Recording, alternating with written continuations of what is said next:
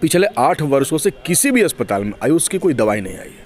अब होम्योपैथिक जो है डॉक्टर जो है पैरासीटामोल दे रहे हैं। हम तो अपने फंड को खोज रहे हैं नहीं कि हमारा पैसा कहाँ खर्च हुआ, लेकिन कहीं दिख नहीं रहा। अब गंगा में इतनी लाशों को देखने के बाद भी ये सरकार इतनी निर्दयी है, वहीं ढाक के 3 पात हो जाएंगे। कोई व्यवस्था नहीं हुआ क्योंकि संसाधन भी तो कम है। संसाधन ही कम है। जितना डॉक्टर्स होना चाहिए सरकार ने उतने डॉक्टर बहाल ही नहीं किए हैं। आपने जिस सरकार को चुना है, जो सरकार अभी चल रही है बिहार में, यह सरकार आपको स्वास्थ्य व्यवस्था देने में सक्षम नहीं है।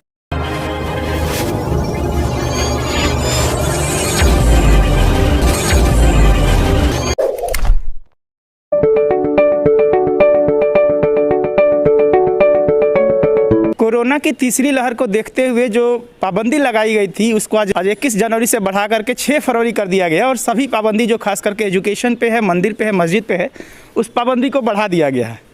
लेकिन इन सालों में जो 3 साल से लगातार तीसरा फेज आ चुका है, इसमें स्वास्थ्य सुविधा कितना बढ़ा है, कितना बहाल हुआ है, कितना सुविधा दिया गया है, इसका ज़मीनी हकीकत लगातार डुमरांव के जो विधायक है वो देखने के लिए अलग अलग उप स्वास्थ्य केंद्र पर जा रहे हैं, पीएससी पर जा रहे हैं और लगातार हर दिन दौरा कर रहे हैं। फिलहाल डुमरांव के विधायक अजीत कुमार सिंह यहाँ पे हैं और ये लगातार दौरा कर रहे हैं। और आपको बता दें कि पिछले कोविड के दौरान ही विधायकों का फंड भी लिया गया, इसी नाम पर कि सारे जो फंड है वो स्वास्थ्य महकमा में लगाया जाएगा, स्वास्थ्य सुविधा को बहाल किया जाएगा, दुरुस्त किया जाएगा। तो सबसे पहले हम विधायक जी से बात करते हैं और समझने की कोशिश करते हैं कि कितना कुछ बदला है। अब लगातार पीएससी के अलावा जो एडिशनल पीएससी है, आप लगातार दौरा कर रहे हैं। अब तक कितने पीएससी घूम चुके हैं सर? अभी तक हमारे क्षेत्र के जितने पीएचसीज हैं वहाँ तो मैं कई बार जा चुका हूँ। एडिशनल पीएचसी पूरे डुमरांव विधानसभा में 10 हैं। नवानगर ब्लॉक में 5 एडिशनल पीएचसी है, 61 में कोई एडिशनल पीएचसी नहीं है, चौगाई में 2 है और 3 डुमरांव प्रखंड में जो कि हमारे विधानसभा में आता है। तो हमारे विधानसभा में 10 एडिशनल पीएचसी हैं। एडिशनल पीएचसी को हेल्थ एंड वेलनेस सेंटर कहा जाता है। पिछले दिनों जो कोरोना की भयावहता देश ने देखा था, उस समय हमने बिहार सरकार को एक प्रपोजल दिया था कि हेल्थ सिस्टम को डिसेंट्रलाइज किया जाए, इसको विकेंद्रीकृत तरीके से इसकी सुविधाओं को जनता तक पहुंचाइए। हाँ, ताकि सभी लोग आम लोग जो हैं ठीक से व्यवस्था उनके तक पहुँच सके। बाकी जो अतिरिक्त स्वास्थ्य केंद्र हैं, अतिरिक्त प्राथमिक स्वास्थ्य केंद्र जिसको हेल्थ एंड वेलनेस सेंटर कहा जा रहा है, ये 20,000 लोगों की आबादी पर एक हेल्थ एंड वेलनेस सेंटर होने का मतलब एक तरीके से कंसेप्ट है। उसमें 6 बेडेड हॉस्पिटल होता है जिसमें 3 MBBS डॉक्टर होते हैं, जिसमें रोज़ 8 से 2 बजे तक OPD होना चाहिए। एक माइनर OT होता है, प्रसव का व्यवस्था यहाँ पे होना चाहिए और बाकी छोटी मोटी जो बीमारियाँ हैं उसकी दवा यहाँ मिल सकती है। लेकिन मैं बहुत दावे के साथ कह सकता हूँ, चूँकि बहुत ग्राउंड लेवल पर जा कर के मैंने देखा है, वहाँ बैठ कर के घंटों मैंने वहाँ की सुविधाओं को, व्यवस्था को, किसी तरह के मतलब वहाँ इक्विपमेंट जो है वो नहीं है। इक्विपमेंट तो छोड़ दीजिए, बल्कि डॉक्टर भी जितनी संख्या में होनी चाहिए उतना नहीं है। कई सारे हेल्थ एंड वेलनेस सेंटर तो कोई बिना MBBS डॉक्टर्स के चल रहे हैं। हमारे यहाँ जो चौगाई प्रखंड में अमसारी है, वहाँ हेल्थ एंड वेलनेस सेंटर है, लेकिन वहाँ कोई मतलब संचालन ही नहीं है उसका। एक बहुत पुराना बना हुआ था जो टूट के बिखर गया है। किराए पे चलाने का सरकार का प्रावधान है, लेकिन अभी तक उसको चलाया नहीं जा रहा। कई सारे हैं जहाँ सिर्फ आयुष चिकित्सक चला रहे हैं। आयुष चिकित्सकों की बहाली आज से 10 साल पहले बिहार में हुई थी। आयुष चिकित्सकों में 2 विभाग के डॉक्टर रहते, होम्योपैथिक और ये यूनानी मतलब आयुर्वेदिक डॉक्टर। लेकिन ये बहुत इत्तेफाक का ही है, या बहुत ही इत्तेफाक तो नहीं है, बल्कि ये तो एक बहुत ही सोची समझे जानबूझकर किया गया है। पिछले 8 वर्षों से किसी भी अस्पताल में आयुष की कोई दवाई नहीं आई है। मतलब डॉक्टर हैं, ड्यूटी भी कर रहे हैं, लेकिन उनके पास उनके विभाग की दवा नहीं है। मतलब होम्योपैथिक दवा नहीं है, आयुर्वेदिक दवा नहीं है। अब बताइए कि डॉक्टर कौन सी दवा देगा?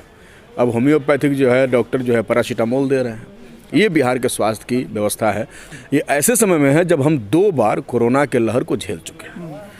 तब जब पूरा सचेत हो जाना चाहिए था सरकारों को, तब जब हम लोगों से ही हमारा फंड 2 करोड़ रुपया ले लिया गया, और तब जब पूरा बजट और पूरा का पूरा माहौल है कि सब कुछ जो है हम हेल्थ में खर्च कर रहे हैं। ऐसे समय में हेल्थ पर कोई खर्च नहीं हुआ है और सरकार जो है अपना पेट खुद थपथपा रही है कि हम बहुत आगे निकल गए। जी, वही सवाल था कि मतलब यही कह करके फंड लिया गया। आप लोग पहली बार विधायक बने थे और जब भी कोई विधायक चुनाव में जाता है तो कई वादे जनता से करता है कि हम बहुत कुछ सुधारेंगे, लेकिन दुर्भाग्यवश उसी समय में कोविड आया और जो विधायक थे, खास करके जो नए विधायक थे, उन लोगों का सारा फंड लिया गया। इसी हवाला देते हुए कि आने वाले समय में ऐसे महामारियों से लड़ने के लिए बिहार सरकार जो है स्वास्थ्य व्यवस्था बहाल करेगी। हमें लग रहा है आप लगातार घूम रहे हैं, तो कितना आपको लग रहा है कि वो फंड का इस्तेमाल किया गया, कितना उसका उपयोग किया गया? कुछ नहीं, हम तो अपने फंड को खोज रहे हैं। हम अस्पतालों में जा रहे हैं तो अस्पताल की सुविधाओं को देखते हुए हम वो भी खोज रहे हैं कि हमारा पैसा कहाँ खर्च हुआ, लेकिन कहीं दिख नहीं रहा। सरकार ने कहा कि हम विश्व स्तरीय बना रहे हैं पीएमसीएच को, वो भी 1 साल में कुछ नहीं दिख रहा। और बाकी लोकल स्तर पर जो अस्पतालों को विकसित करने का जो पूरा का पूरा प्रपोजल सरकार ने दिया, उसमें भी कोई काम नहीं हुआ है। मतलब ये स्पष्ट है कि अभी भी इतनी महामारियाँ और इतनी चुनौतियों को झेलने के बाद और इतने लोगों के मरने के बाद, गंगा में इतनी लाशों को देखने के बाद भी ये सरकार इतनी निर्दयी है कि यह आज भी अपने जनता के स्वास्थ्य की गारंटी नहीं कर पा रही है। और आज भी जनता जो है खुद पर निर्भर है, भगवान भरोसे जी रहे हैं लोग। अगर आज भी डेल्टा वेरिएंट में जो डेंजरस स्थिति थी, जो खतरनाक स्थिति अगर आज भी आ जाए तो समझ लीजिए कि फिर वहीं ढाक के 3 पात हो जाएंगे। कोई व्यवस्था नहीं हुआ है। तो आप चूँकि माले से हैं, आप लोग लड़ते हैं, तो क्या आप लोग का स्ट्रेटजी होगा कि इस स्वास्थ्य सुविधाओं को लेकर बहाल करने के सरकार पे कैसे दबाव बनाएंगे आप लोग? नहीं, हम लोगों ने पूरा सर्वे किया है और खुद जा कर के देखा है, तो पूरा रिपोर्ट हम लोगों ने तैयार किया। इस रिपोर्ट को हम लोग विधानसभा के पटल पर रखेंगे। इसको लेकर लोकल स्तर पर भी हमारी डीएम से बात हुई और हमने कहा है कि हमारे विधानसभा के जितने पीएचसीज हैं सभी के प्रभारियों के साथ हमारी मीटिंग होगी। और जो ही संसाधन है, चूँकि संसाधन भी तो कम है, संसाधन ही कम है, जितना डॉक्टर्स होना चाहिए सरकार ने उतने डॉक्टर बहाल ही नहीं किए हैं, तो इसलिए संसाधन बहुत कम है। लेकिन जो भी सीमित संसाधन है उसमें बेहतर करने का हम प्रयास करते रहे हैं लगातार। डुमराव अनुमंडल अस्पताल जो है उसमें हम लोगों ने ईसीजी खुलवाया, ऑक्सीजन प्लांट लगा, उसमें जो है ब्लड स्टोरेज यूनिट शुरू हुआ, उसमें कई तरीके की जांच का व्यवस्था शुरू हो चुका है। लेकिन स्टाफ नहीं है, स्टाफ की कमी है, तो उसके लिए हम लोग लड़ रहे हैं और आने वाले समय में लोकल स्तर से लेकर के विधानसभा तक इसको मजबूती से उठाएंगे। और बिहार की जनता से हम लोग कहना चाहते हैं कि आपने जिस सरकार को चुना है, जो सरकार अभी चल रही है बिहार में, यह सरकार आपको स्वास्थ्य व्यवस्था देने में सक्षम नहीं है। इसलिए ज़रूरी है कि ऐसी सरकारों को बदला जाए। ये सरकार वैसे लोगों के हाथ में आना चाहिए जो ठीक तरीके से लोगों के स्वास्थ्य सुविधाओं को लेकर के चिंतित हों और व्यवस्था बेहतर बना सकें।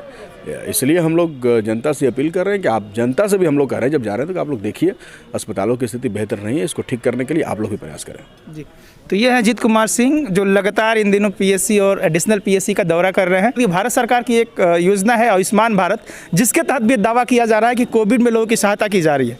लेकिन आपको बता दें कि पूरे बक्सर जिला में एक भी ऐसा अस्पताल नहीं है जहाँ पर लोग आयुष्मान भारत से लाभ उठा सके। और वहीं जो सरकार का दावा था कि हम विधायकों का और प्रतिनिधियों का इसलिए फंड ले रहे हैं कि हम स्वास्थ्य सुविधा को बहाल करेंगे, दुरुस्त करेंगे, तो विधायक का यह भी दावा है पर कोई भी बदलाव नहीं हुआ है। मैं विमल कुमार, बक्सर से।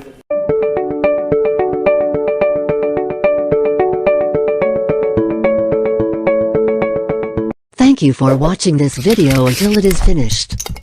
If useful to you guys, please like and share this video.